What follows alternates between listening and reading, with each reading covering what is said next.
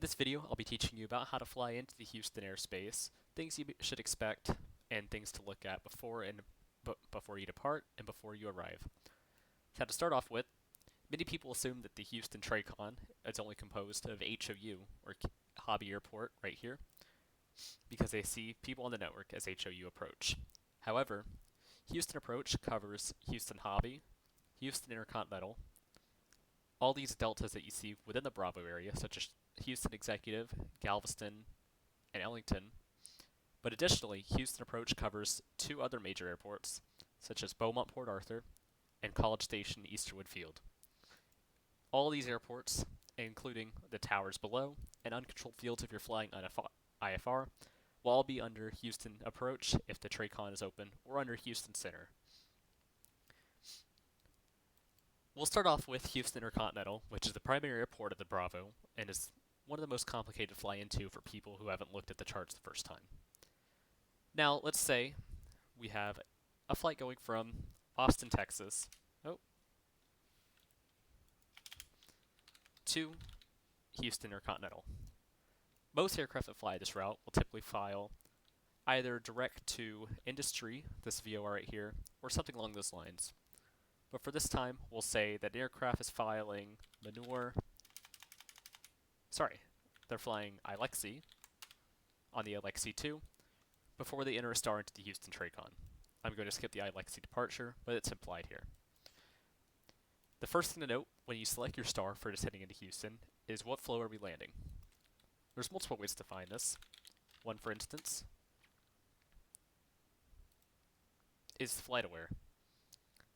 This will tell you, if you take a quick look, about what aircraft are doing in the real world, and typically we try to replicate whatever they're flying. So as we can see here, most of these aircraft are descending straight in, and this UPS is expecting to go straight in for runway 27. So we can assume that Houston is landing west, or they're landing on a runway that faces west. The opposite would be true. If Houston was landing east, they would be landing on 8 left, 8 right, or 9er to the east. Additionally, if you go to datus.cloud.io/KAH, this will give you the DATUS for the real world of what the airport is doing. Again, arrivals expect ILS 26 left, 27, or RNAV Yankee 26 right, and the departure runways. Today's a bit odd as they're departing westbound, but we'll get into that later. So now that you know which way Houston is landing, different programs such as SimBrief or FlightAware will have given you a route, and it's important to know to make sure your route is actually valid for flying in. The most important thing to do is when you're given a star, pull up the plate for it. Many times on the VATSIM network, we see people who fly typically non-RNAV stars when their aircraft is RNAV capable. For example, if we go to SkyVector here, which this link will be in the description, you can click the airport and go to its page, or go through this list and scroll down to the stars. Many people who come in from Austin may file the Rice 8. Nope. We'll just go open the page so I can show how to do it correctly. So if we open the Rice 8 departure, let's just get both pages open, we'll see it looks like a mess. And the most important thing we want to look at is this note right here. DME, or GPS-equipped aircraft, or turbojet aircraft, landing Houston, or capable of 280 knots or greater, must file the Driller or Gusher stars. So this is telling you that if you're in a 737, or an A320, or anything with a little bit higher of an airspeed it can fly at, you should be filing the Driller or Gusher stars. This page will tell you the same thing. These stars are called conventional stars and are designed for aircraft that don't have RNAV equipment or are unable to comply with the speed required of the star. So now that we see that, we know they should be filing the Driller or the Gusher stars. So let's pull those open. We'll open the Driller first, and we'll open the Gusher. So if we look at the Gusher, we see DME or GPS aircraft only, which is the same thing we saw on the other star. We also see corresponding RNAV star is Driller. Expect Driller when Intercontinental is landing west. And Alexi transition is for Austin terminal area departures only, which is what we filed over here. So this is telling you that if Houston is landing west, you should be filing the Driller star, whereas this star is for only when Houston is landing east. And we can further look at this by looking at the bottom and reading from import, this fix right here, cross gusher at 6,000 and expect the ILS or localizer 8 left approach. When we give you an approach clearance or a clearance to expect, the runway we expect typically will come from this note right here as gusher, if we pull open the ILS 8 left,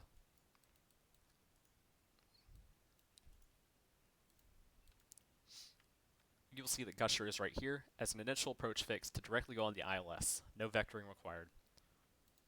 However, today, Houston is landing west, so we'll look at this note and pull the Driller 5 arrival. Now this tells you the same thing. Corresponding RNAV star is gusher, expect gusher when Houston is landing east. Well, we're landing west today, so we can skip that. Fly the runway 26 right transition, Houston approach control may assign a different transition on initial contact. So that matters more on the second page. So the interesting thing about these RNAV stars are that at airports like Houston, they will have multiple transitions to your runways. The most important thing to do here is if it's telling you to expect the 26 right transition, we're likely going to want to assign you that approach, not just during events, but just on regular use as well, because it's easier to vector you onto the approach. It may also have different approaches that we can use. For instance, if we look down here, landing 26 right, from Domino, across Skylar at 6,000. Now, important thing about Skylar is, if we look at the RNAV Yankee 26 right approach, just saw it, there it is. You'll note, like the ILS, Skylar tells you to cross at 6,000 at 210 knots, same as here, and you're directly on the RNAV approach, and you can typically get in a shorter approach than if we vector you on the ILS. It's important to note that whatever star you pick is on the correct flow, so if Houston was landing west, we would want you to file the driller beforehand, before we have to change it to make it easier on ourselves, and also for other traffic that may be coming in from the same direction. For departures, it's a pretty similar thing.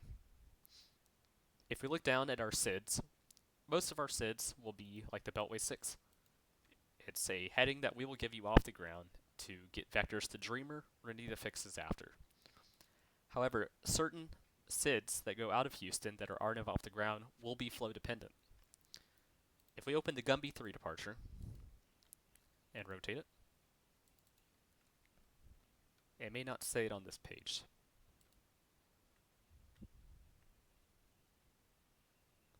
Oh, I take it back. Gumby is not written on here, but if I look at Mugs, it'll show it how it should be written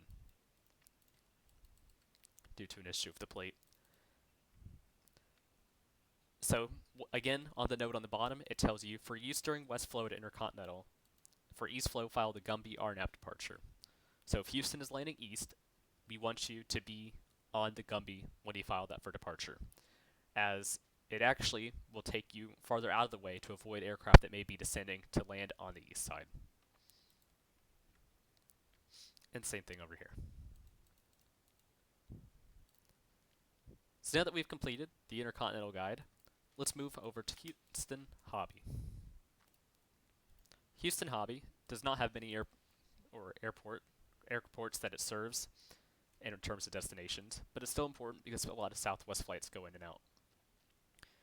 For the same reason as the conventionals at Intercontinental, we have the same ones at Houston Hobby. The Kids 3 arrival, for instance, will tell you, Kids may not tell you, but let's look at the HUDSI, because I know this will tell you the other way around. If you file the HUDSI, and you're capable of 280 knots or greater, you should, and are a GPS aircraft, you should file the WAPL star. And the great thing about these stars is that on top of having less vectors for you, it has less vectors for us. Let's open the second WAPL chart. So you'll notice that if you're on the HUDSI originally, you may come at any of these transitions on the side and descend via, correction, you'll cross HUDSI at 1/4000 and continue down until you're vectored to your final destination. Stars like the HUDSI are important because they serve multiple airports that some of the RNAVs may not. The WAPL, though, does serve other airports and makes it easier for controllers. As you see, it has published crossing restrictions so that you can descend without having to ask for a further descent. And you'll also be given a transition for your runway that allows you to not have to be vectored until you need your base turn. Again, these are amazing for both the controller and the pilot because it involves less vectoring, less issues for traffic, and may result in you getting a slightly shorter landing into your destination.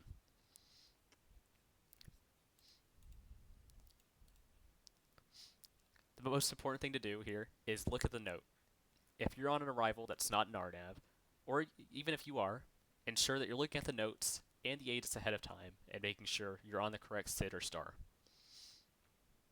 In terms of departures, there's nothing real essential about Houston ones at Hobby, because everything here will be a heading to intercept your first fix. Lastly, we move to College Station and Beaumont, which being on satellite airports of the main part of the TRACON, are not typically used as much. However, it's important to look at things that you can expect. Out of College Station, there are a couple of approaches, but no SIDs and stars. So you may be wondering, what do I do if I want to go to Intercontinental? The easiest thing to do here is to select some VORs that you can track in order to go here. You can also go to whatever altitude you want to go at.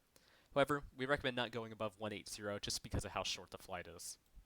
The same thing, we recommend not going above 12,000 going to Beaumont, especially if Houston is landing or departing east.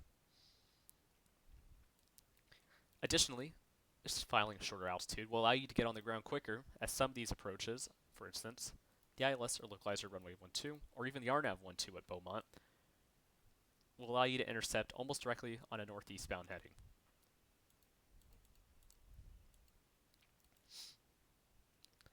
All the deltas that surround the Houston airspace inside the Bravo are of similar methods to the Hobby one. If we look at Galveston,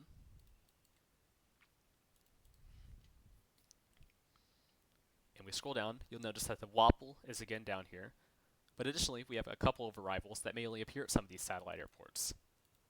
One is the Technic 2 arrival, which although it is an RNAV star, it does have a crossing restriction that may differ, and in this case it does, from the primary field it serves, in this case Hobby.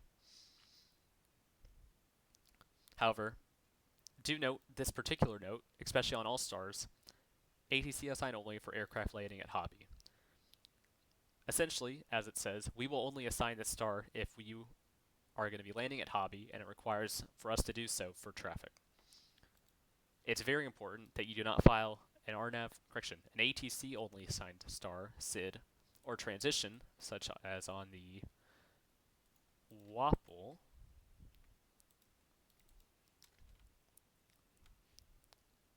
ZEB transition is ATC assigned only, except for aircraft departing Shreveport. These are always done for traffic, weather, or anything that may require us to deviate from normal procedures. It should not be used for pilots just wanting a shortcut, as they may cause issues for traffic. That is all for this Houston guide.